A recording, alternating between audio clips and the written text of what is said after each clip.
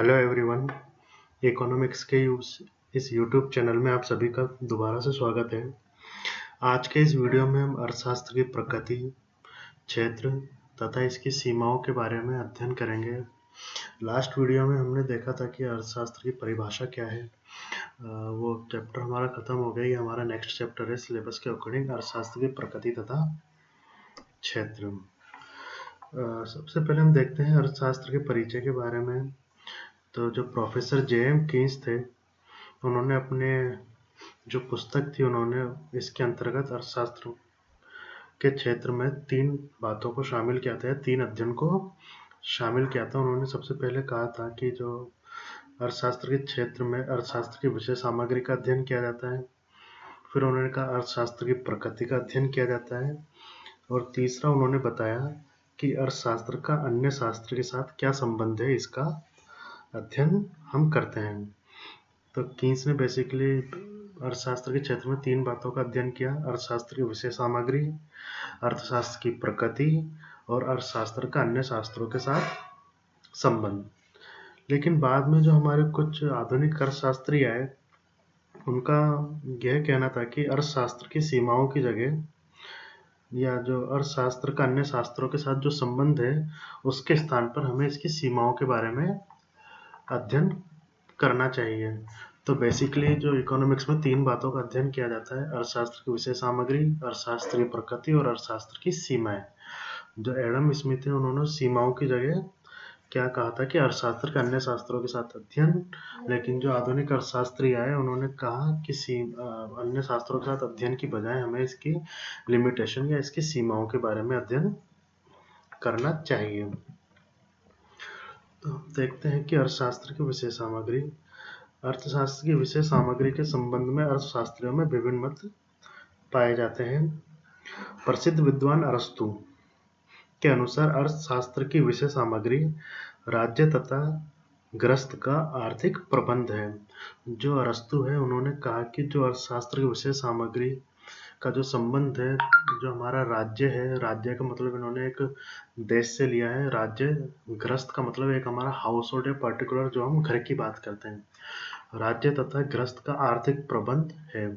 जो आपको ध्यान हो कि हमने इकोनॉमिक्स के बारे में देखा था कि इकोनॉमिक्स ग्रीक भाषा के 2 शब्दों से मिलकर बना है, ओकेन तथा नेमन, जिसका मतलब होता है आर्थिक प्रबंध या आर्थिक प्रबंध। हमने देखा था कि तो ये भी अरस्तु ने भी कहा है कि जो इकोनॉमिक्स का जो संबंध है, राज्य तथा ग्रस्त के आर्थिक प्रबंध से रिलेटेड है। उसके बाद एडम स्मिथ आए। एडम स्मिथ के बारे में हमने देख ही लिया था कि जो एडम स्मिथ ने है इकोनॉमिक्स की विषय सामग्री धन तथा इसकी प्रकृति तथा इसके कारणों की खोज या जांच से संबंधित माना है। तो जो एडम स्मिथ है, उन्होंने अर्थशास्त्र विषय सामग्री को मेनली किससे माना है? धन से संबंधित। फिर हमने देखा मार्शल और जो नव परंपरावादी अर्थशास्त्री हैं, उन्होंने अर्थशास्त्र की विषय सामग्री का विस्तार किया तथा इसमें सामाजिक मनुष्य के उन अध्ययन को शामिल किया जिसका संबंध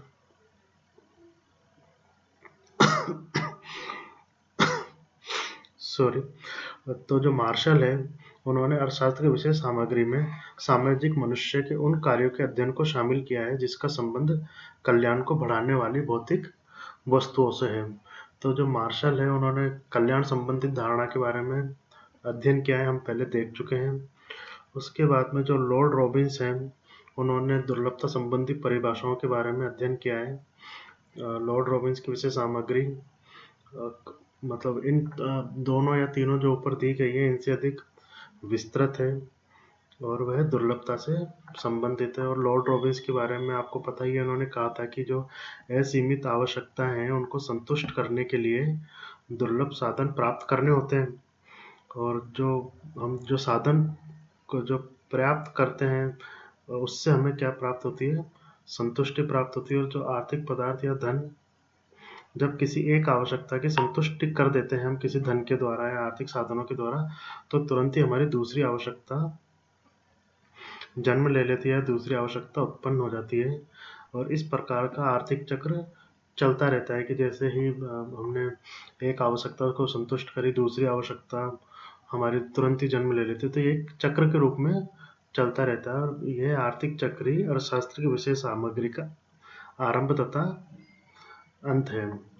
उसके बाद में जो हमारे सैमुअल्सन आए, सैमुअल्सन ने अर्थशास्त्र की विषय सामग्री के बारे में, जो सैमुअल्सन, बोल्डिंग, लेफ्टलिच, इन्होंने अर्थशास्त्र की विषय सामग्री के संबंध में बताया कि ये आर्थिक क्रियाएं, आर्थिक प्रणालियों तथा आर्थिक नीतियों से संबंधित है। तो मेनली हमने देखा कि जो इकोनॉमिक्स के बारे में जो विषय सामग्री दी गई, वो सबसे पहले तो इन्होंने बताया कि जो अरस्तु है उन्होंने कहा कि ये राज्य तथा ग्रस्त का आर्थिक प्रबंध है। फिर हमारे एडम स्मिथ आए, उन्होंने कहा कि ये धन की प्रकृति तथा कारणों की जांच से संबंधित है। मार्शल आए तो मार्शल ने यह कहा कि सामाजिक मनुष्य के उन कार्यों का इसमें अध्ययन किया जाता है जिससे कल्याण बढ़े। लॉर्ड रॉबिन्स ने दुर्लभता संबंधी बात की है कि आवश्यकताएं हमारी असीमित, साधन हमारे दुर्लभ हैं। इन साधनों से जैसे ही हम एक आवश्यकता को संतुष्ट करते हैं, तुरंत ही हमारी दूसरी आवश्यकता जन्म ले लेती है। फिर सैमुअल्सन आए, सैमुअल्सन ने कहा कि जो अर्थशास्त्र की विषय सामग्री का संबंध है, जो आर्थिक क्रियाएं, जो हमारी इकोनॉमिक एक्टिविटी होती है, आर्थिक प्रणालियां और तथा आर्थिक नीतियों से संबंधित है। नेक्स्ट वीडियो में हम इसके बारे में देखेंगे कि ये आर्थिक क्रिया, आर्थिक प्रणाली तथा आर्थिक नीतियों के बारे में थोड़ा सा डिटेल में अध्ययन कर लेंगे। इसको बहुत ज़्यादा आप ओवरव्यू की तरह ही निकालिएगा, एग्जाम से रिलेटेड इम्पोर्टेंट है लेकिन इतना ज़्यादा इम्पोर्टेंट नहीं है। तो आज का ये वीडियो थोड़ा छोटा है लेकिन अभी इतना ही ठीक है, क्योंकि नेक्स्ट वीडियो में हम इसमें डिटेल से अध्ययन कर लेंगे। एक बार आप इसका दोबारा से देख लीजिए कि आज हमने क्या देखा था। कि जो अर्थशास्त्र विषय सामग्री में सबसे पहले हमने कहा कि जो एडम स्मिथ है उन्होंने 3 बातों को कहा था: अर्थशास्त्र की विषय सामग्री, अर्थशास्त्र की प्रकृति और अर्थशास्त्र का दूसरे शास्त्र के साथ अध्ययन। फिर कुछ अर्थशास्त्री आए, उन्होंने कहा कि इसका दूसरे शास्त्र के अध्ययन की बजाय हम इसकी सीमाओं के बारे में अध्ययन करेंगे। तो ये जो हमारा चैप्टर है बेसिकली इन तीनों चीज़ों पर ही डिपेंडेंट है, जो हम आने वाले वीडियो में इन तीनों के बारे में ही डिटेल में देखेंगे। फिर अर्थशास्त्र की विषय सामग्री है, इससे रिलेटेड कोई भी आपको समस्या हो तो आप पूछ लीजिएगा। Okay, thank you.